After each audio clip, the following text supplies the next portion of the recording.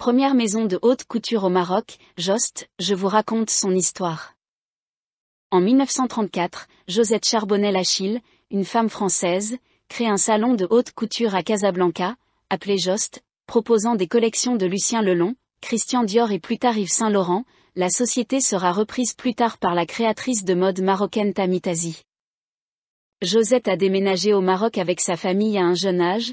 On ne sait pas comment elle s'est lancée dans la haute couture, car elle était réputée pour être à peine capable de fermer un bouton.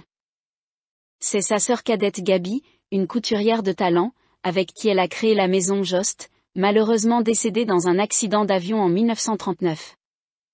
Josette dirige le salon avec son mari, Raymond Achille, qui s'occupe de la partie commerciale, tandis qu'elle règne sur la partie créative et les relations publiques. En 1938, Jost obtient l'exclusivité de la représentation de la maison de haute couture française Lelon au Maroc, et organise les années suivantes plusieurs défilés de mode à Gibraltar, dans plusieurs villes marocaines et notamment à Tanger, zone internationale à l'époque. Lorsque Christian Dior crée sa propre maison de couture en 1946, après avoir travaillé pour Lelon pendant plusieurs années, Jost signe un contrat avec lui en 1951, lui donnant les droits exclusifs de le représenter au Maroc, en Espagne, au Portugal et en Tunisie. Installé dans 2 appartements communiquant au 4e étage d'un immeuble art déco à Casablanca, Jost se composait d'un grand salon à la mode d'un côté, où Madame Josette recevait ses clients, et des ateliers de l'autre, où étaient entassés un grand nombre de couturières hautement qualifiées, toutes de nationalité française, marocaine, espagnole et italienne. En 1960, Yves Saint Laurent crée sa propre maison de couture, et Jost obtient également les droits exclusifs pour le représenter.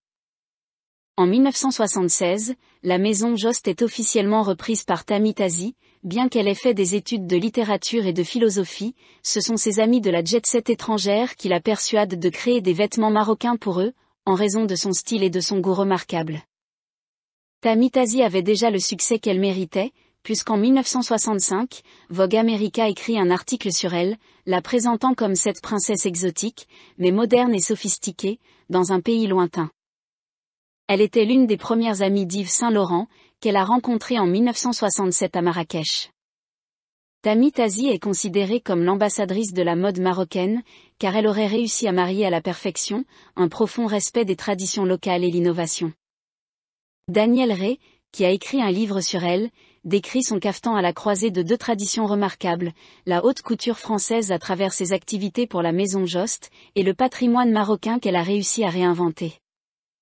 Alors, connaissez-vous cette histoire ? Dites-nous dans les commentaires. À la prochaine.